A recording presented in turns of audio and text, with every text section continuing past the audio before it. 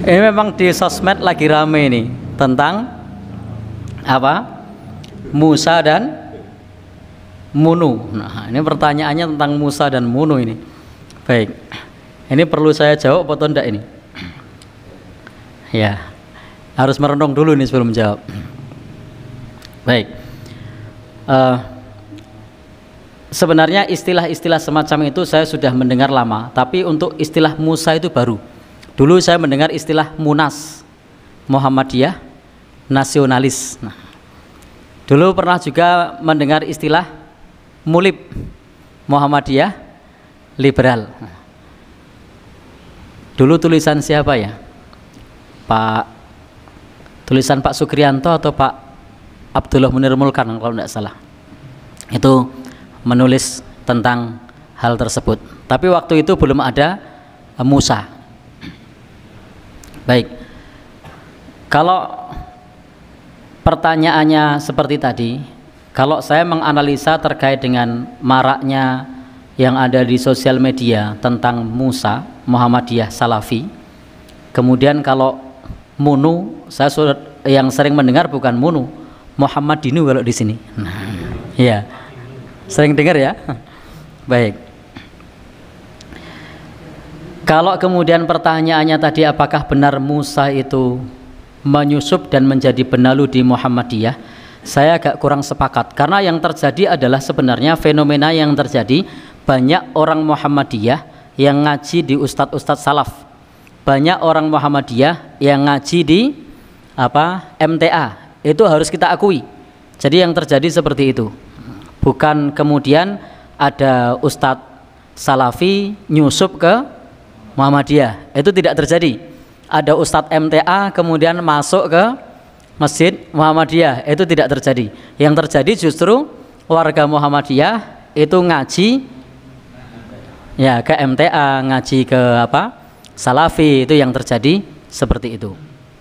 Dan itu tidak kita pungkiri, tidak sedikit dari warga Muhammadiyah yang ngaji tidak hanya di Muhammadiyah, termasuk yang tadi orang Muhammadiyah yang ngaji di NU juga banyak, sehingga di Muhammadiyah kalau konteksnya adalah warga Muhammadiyah ya memang warna-warni. Nah, ada yang latar belakangnya memang dari orang-orang yang dekat ngaji dengan Ustadz Salaf, ada yang dekat dengan MTA, ada yang dekat dengan Nahdlatul Ulama, sehingga memang kemudian bentuknya, modelnya macam-macam. Saya pernah satu saat ngisi taklim, saya tanya, karena ini semacam tablik akbar, saya tanya masyarakat di sini latar belakangnya apa?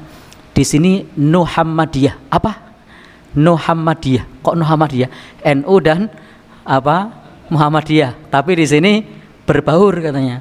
Ya orangnya NU tapi amalannya Muhammadiyah, itu di kota.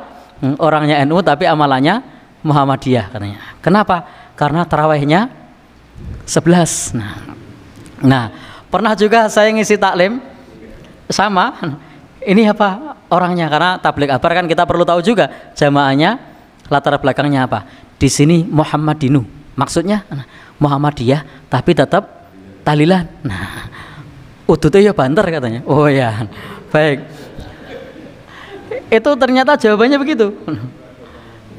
Dan itu memang tidak bisa kita pungkiri karena memang latar belakang warga Muhammadiyah itu bermacam-macam. Baik. Kalau kemudian tentang tadi apakah Musa kemudian merebut Masjid Muhammadiyah, saya pernah googling karena saya pernah mendapatkan pertanyaan yang sama. Saya mencoba googling apakah ada Salafi yang merebut Masjid Muhammadiyah dan saya tidak menemukan.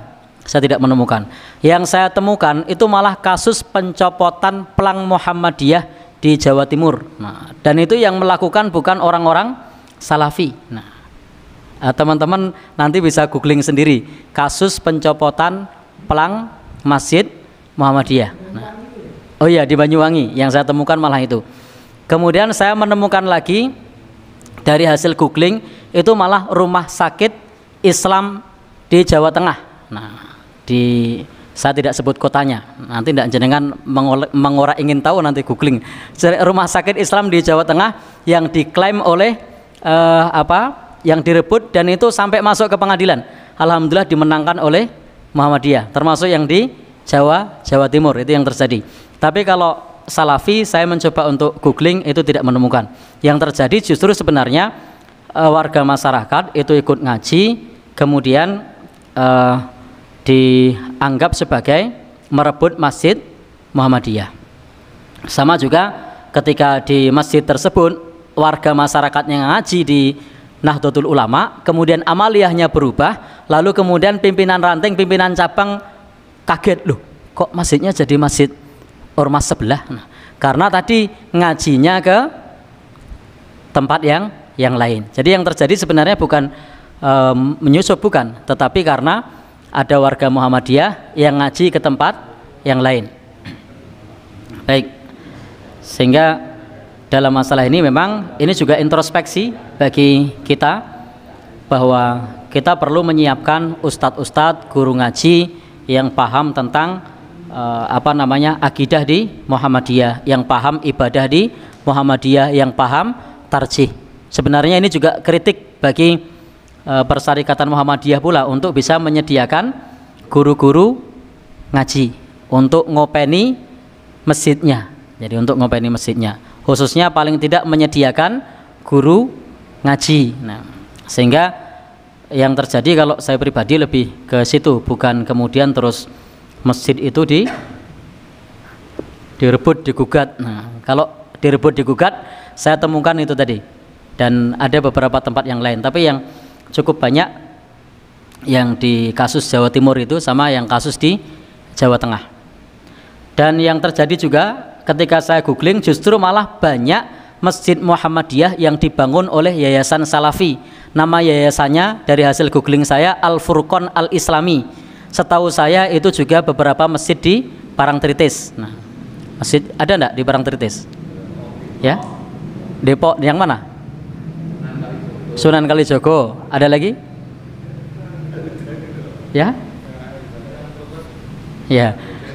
Jadi dari hasil googling saya justru malah yayasan Salafi itu banyak membangun masjid. Nah, diantaranya masjid-masjid yang dimakmurkan oleh Muhammadiyah, itu yang saya tahu. Termasuk di Bantul itu ada beberapa masjid itu yang dibangun oleh yayasan Salafi, tetapi yang dimakmurkan oleh ormas, bukan ormas Muhammadiyah. Nah, itu ada. Sehingga ketika pertanyaannya seperti itu tadi, mungkin itu adalah koreksi bagi kita sekalian untuk bisa menyediakan guru ngaji, untuk bisa menyediakan guru ngaji, untuk bisa ngopeni masjid. Karena kalau perebutan kemudian masjidnya digugat, direbut jadi miliknya, itu tidak ada. Itu tidak ada. Yang ada yang sampai ke gugatan-gugatan justru malah dilakukan oleh ormas lain yang bukan salaf. Tapi saya tidak usah nyebut ya. Nah, nanti silakan teman-teman cari tahu sendiri. Itu yang populer. Baik, intinya kita sekalian sebagai warga Muhammadiyah hendaknya silahkan kalau mau ngaji cari guru kepada siapa saja boleh, tetapi yang terpenting adalah yang sejalan dengan akidah yang ada di Muhammadiyah, yang sejalan dengan ibadah yang ada di Muhammadiyah, yang sejalan dengan tarjih. Wallahu alam bishawab.